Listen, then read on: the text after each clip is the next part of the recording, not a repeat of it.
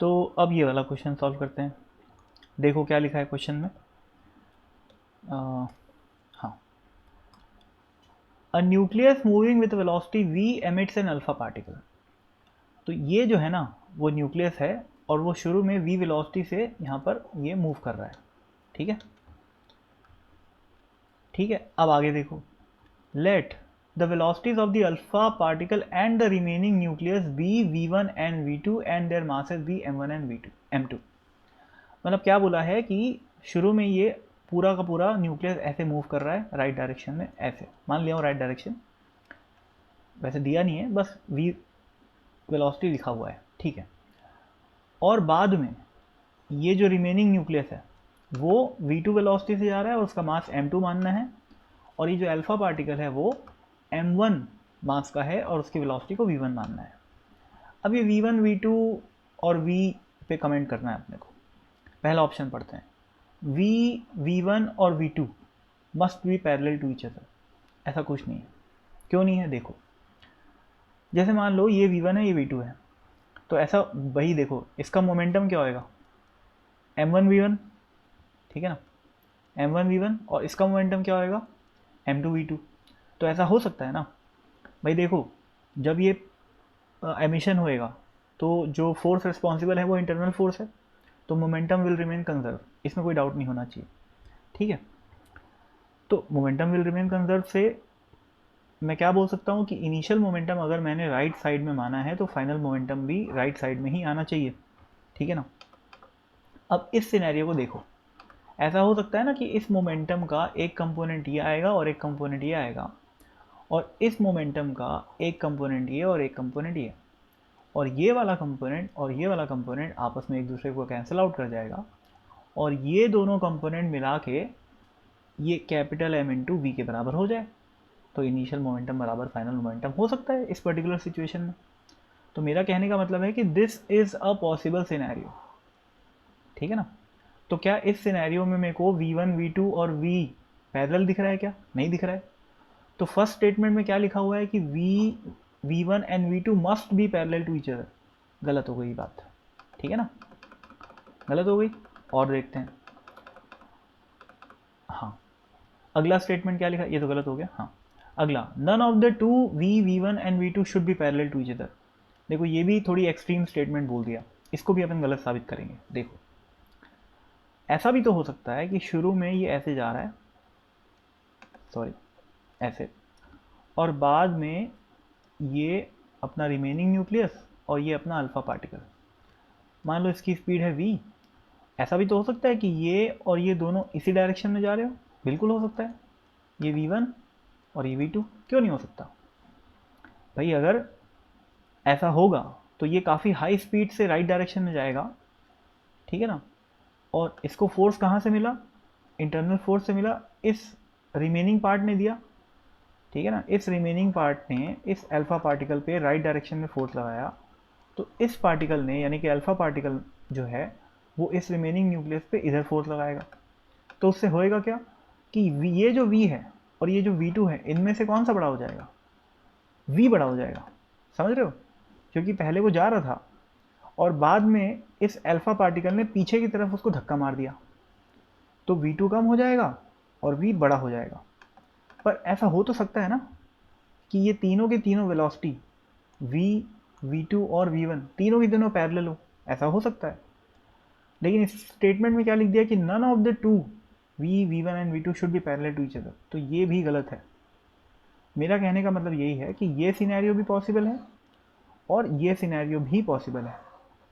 मतलब पैरेलल वाला और नॉन पैरेलल वाला दोनों सिनेरियो पॉसिबल है। तो जहाँ पर ये मस्ट लिख दिया है ना, और यहाँ पर शुड भी लिख दिया है कि होना ही चाहिए, वो वाली बात गलत हो जाती है। अगर मे भी लिखा होता ना ए और बी में, तब ये दोनों स्टेटमेंट सही था, पर क्या लिख दिया है, मस्ट भी लिख दिया है, तो गलत हो गया। आगे बढ़ते हैं। Third statement, v1 plus v2 must be parallel to v। ऐसा कुछ नहीं है ना। क्यों नहीं है?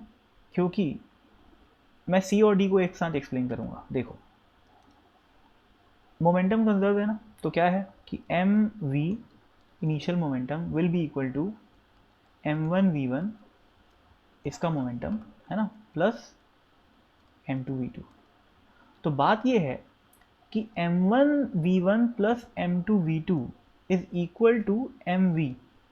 इसका मतलब राइट हैंड साइड में ये जो टर्म लिखा हुआ है उसकी जो डायरेक्शन होगी वो इस v की डायरेक्शन से मैच करेगी, क्योंकि ये m तो स्केलर है ना भाई, है ना।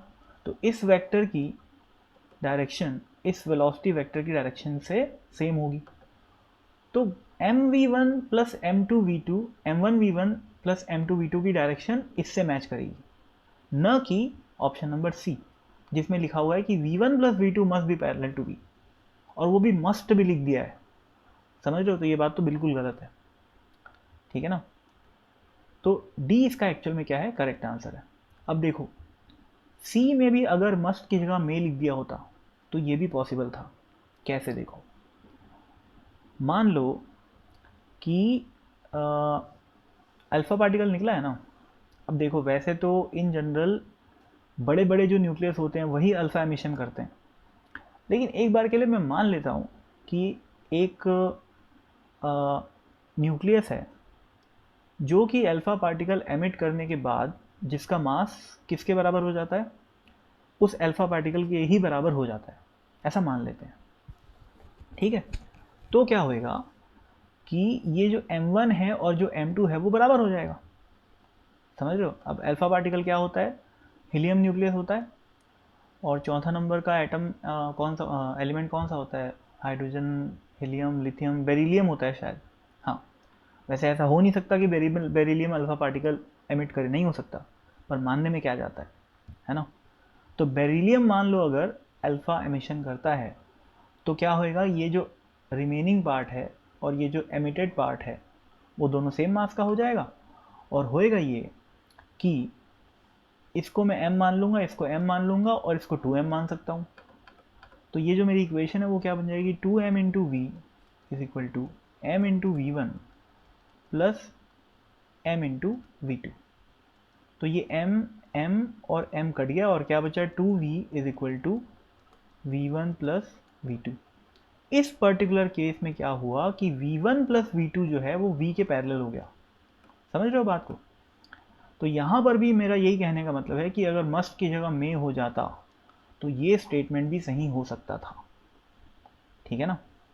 क्योंकि भाई क्या पता, अभी हम लोग जितनी दुनिया देखे हैं उसमें तो भाई बेरिलियम अल्फा एमिशन नहीं करता, लेकिन हो सकता है किसी स्पेशल सर्कमस्टेंसेस में जो अभी हम लोग पैदा नहीं कर पाए हैं, है ना भाई, किसी सन 1 के अंदर में या कहीं पर ऐसा हो सकता है कि बेरिलियम अल्फा पार्टिकल एमिट कर जाए। क्या बड़ी बात है भाई, है ना। ऐसा हो सकता है कि हम लोग बाद में कोई ऐसा स्टेट ऑफ मैटर डिस्कवर कर लें जिसमें बेरिलियम भी जो है वो बार बार एमिशन कर रहा है, अल्फा एमिशन। क्यों नहीं हो सकता, मानने में क्या जाता है।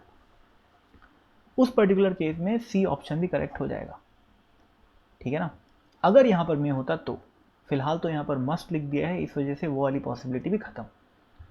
तो फिलहाल तो सी भी जो है वो गलत आंसर है और सही आंसर है डी, ठीक है। शायद मैं थोड़ा ज़्यादा एक्सप्लेन कर दिया इस क्वेश्चन को, उसके लिए माफ़ी चाहता हूँ, लेकिन आदमी एक्सप्लेन करते करते भावनाओं में तो बह ही जाता है ना। तो ठीक है, थैंक यू।